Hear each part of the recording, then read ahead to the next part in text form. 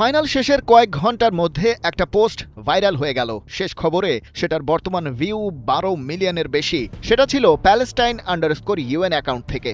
তিলে তিলে প্রাচীনতম দেশটাকে পৃথিবী থেকে বিলোপ করে দেওয়ার চেষ্টা চলছে বটে, তবুও ইউনাইটেড নেশনসে তাদের আছে ডেলিগেশন টিম, আছে তাদের অফিসিয়াল এক্স অ্যাকাউন্টও। আর ওয়ার্ল্ড কাপ ফাইনালের পর সেটা থেকেই করা হয়েছে আলোচিত এই পোস্ট।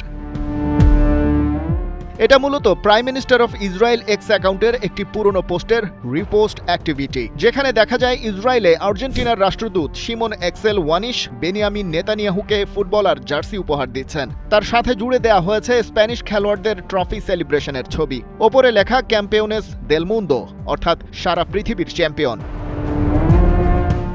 বোঝা যাচ্ছে আর্জেন্টিনার সাধারণ মানুষ ফিলিস্তিনের পক্ষে দাঁড়াক আর না দাঁড়াক, বিশ্বকাপের ফাইনালে স্পেনকেই সমর্থন দিয়েছে ফিলিস্তিনিরা। কিন্তু কেন? চলুন একে একে কারণগুলো সাজিয়ে দেখি কি দাঁড়ায়। ফাইনালের আগের দিন নেতানিয়াহু বলেছিলেন তারা আর্জেন্টিনাকে সমর্থন করে অনেক দিন থেকে, ফাইনালেও তাই করবে। নেতানিয়াহু ব্যাপারটা নিয়ে লুকোছাপা করেননি, সরাসরি আর্জেন্টিনার জন্য ট্রফি চেয়েছেন। বেশিরভাগ ইসরায়েলি নাগরিক আর্জেন্টিনাকে সাপোর্ট করে সেটাও জানিয়েছেন। সবশেষে জানিয়েছেন শুভকামনা, ভামোস আর্জেন্টিনা। দেশটার চরম ডানপন্থী জাতীয় নিরাপত্তা মন্ত্রী ইতামার বেনগাভিরও সমর্থন জানিয়েছিলেন আর্জেন্টিনাকে।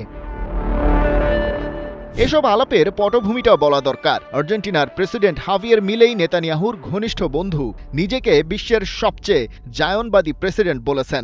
আমেরিকা ইসরায়েল মিলে ইরান আক্রমণের পর মিলেই বলেছিলেন তিনি গর্বিত।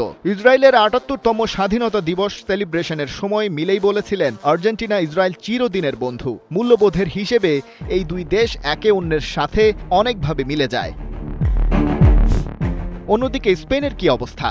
প্রধানমন্ত্রী পেদ্রো সানচেজ প্রকাশ্যে ইসরায়েলের বিরুদ্ধে গণহত্যার অভিযোগ তুলেছেন।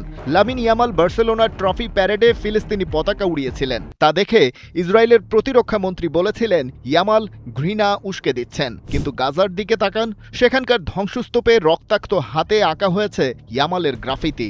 ফিলিস্তিন তাই আর্জেন্টিনার বিপক্ষে আর স্পেনের জন্যই গলা ফাটায়। ইয়ামাল শুধু একজন ফুটবলার নন, রাইট উইং ধরে ধেয়ে যাওয়া কোনো মরুঝড়, যার হাতে সত্যি সত্যিই থাকে ফিলিস্তিনের ঝান্ডা। এই বিশ্বকাপে আরও একটা ঘটনা ঘটেছিল। গাজায় যে বিশ্বকাপের স্ক্রিনিং আয়োজন করেছিলেন, মিশর আর্জেন্টিনা ম্যাচ দেখানোর ঠিক আগে তিনি মারা যান। এই উপত্যকায় কোনো ফিলিস্তিনির স্বাভাবিক মৃত্যু হয় না, সব দিক থেকে ধেয়ে আসে বুলেট। স্পেন নিঃসন্দেহে ফাইনালের আগেই এভাবে তাদের একজন ফ্যান হারিয়েছে। মৃত্যুর আগে যে জেনে যেতে পারেনি তার দল শেষ পর্যন্ত বিশ্ব চ্যাম্পিয়ন হয়েছে। নরওয়ে কোয়ালিফায়ারে ইসরায়েলকে হারিয়েছিল। সেই ম্যাচ থেকে সব আয়ের টাকা গাজায় সাহায্যের জন্য দিয়েছে। রাশিয়াকে যেভাবে বাদ দেওয়া হয়েছিল, ফিলিস্তিন ফুটবল অ্যাসোসিয়েশন সেভাবেই ইসরায়েলকে বিশ্বকাপ থেকে বাদ দেওয়ার দাবি তুলেছিল। কারণ তাদের হামলায় গাজায় ৭৩,০০০-এর বেশি মানুষ মারা গেছে। ইসরায়েল যদিও কোয়ালিফাই করতে পারেনি ওয়ার্ল্ড কাপে।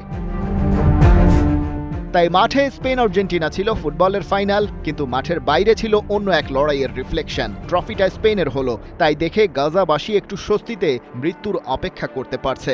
সেই জায়ান্ট স্ক্রিনেই ওরা ইসরায়েলের মিত্র আর্জেন্টিনার হার দেখেছে। যে বড় পর্দায় খেলা দেখার আয়োজক আর বেঁচে নেই। খালিদ জামিল, ৭১।